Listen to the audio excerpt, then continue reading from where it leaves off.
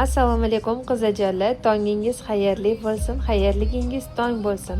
Bugun sizlar bilan chiroyli kunlarimizni boshlab olib yo'lga chiqib oldik. Bugun biz Manxaymni aylanib, uyga kerakli bo'ladigan mahsulotlarni olishimiz kerak edi. Shu bahonada sizlarga ham orada videolar olib borib, sizlar bilan ham bo'lishga harakat qilaman. Bu narsa kim uchundir foydali bo'lsa, juda ham xursand bo'laman. Biz hozir Uyg'urcha restoranga keldik. Manxaymda ochilgan. Tapchanni qarasanglar, zo'rligini. Hey, do'ppilani.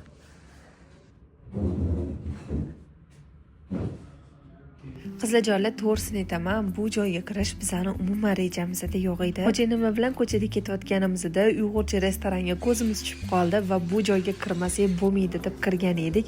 Haqiqatan adashmamiz. Bu joyda do'ppilardan, dutorlardan tortib, hattoki tapchanlargacha qo'yib qo'yishgan. Eng qiziq joyi ko'rpacha, yasto, даже xontaxtalargacha qo'yib qo'yishgan. Bu narsa o'zimizni O'zbekistonda juda ham eslatib berdi.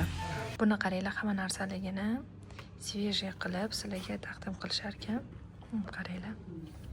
Bu yerda даже uyg'urcha palov, ya'ni xuddi o'zimizning oshlarga o'xshagan palov qilishar ekan. Shashli hozircha bugunga yo'q ekan, lekin manti, go'shtli non, baliq, say. Bu yerda lamonlarning turini qarasanglarcha. Qizlar bu yoqqa kelmasanglar bo'lmaydi, ishoninglar. Germaniyada yashaydiganlar Manxaymga kelib, mashtam bitta olib ko'ringlar. Уже bitta olib yeb ko'rdim qizlar. Asha tam berish kerak, mazasiga haqiqatdan bomba ekan.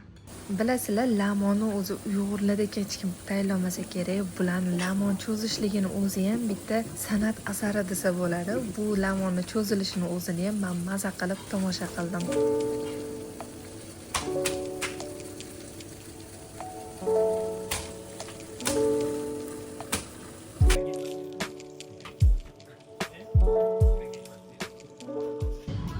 Biz hozir turk magaziniga keldik. Mendan perlovka so'rashgan edi. Perlovka bormi Germaniyada deb.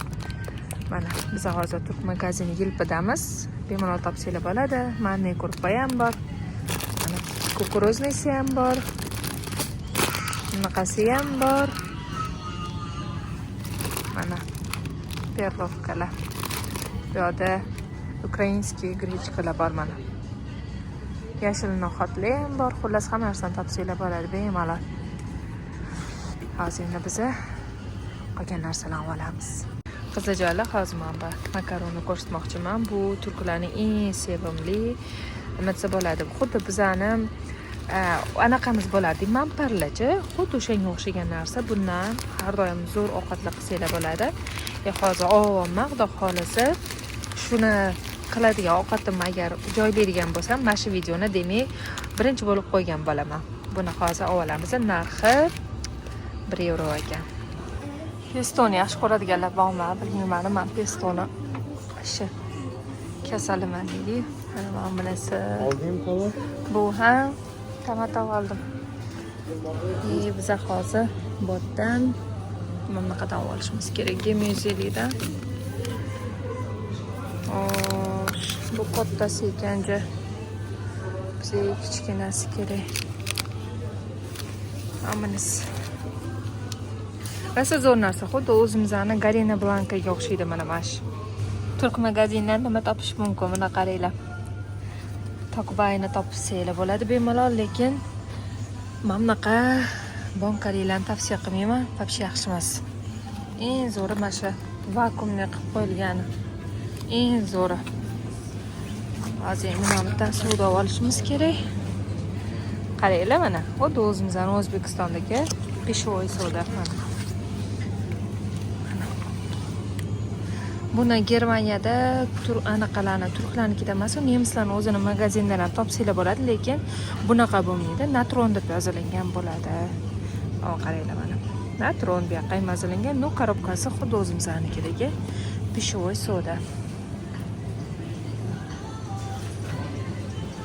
Ana endi go'sht oldiga kelamiz. Go'sht olishimiz kerak. Germaniyada go'shtlarning narxi.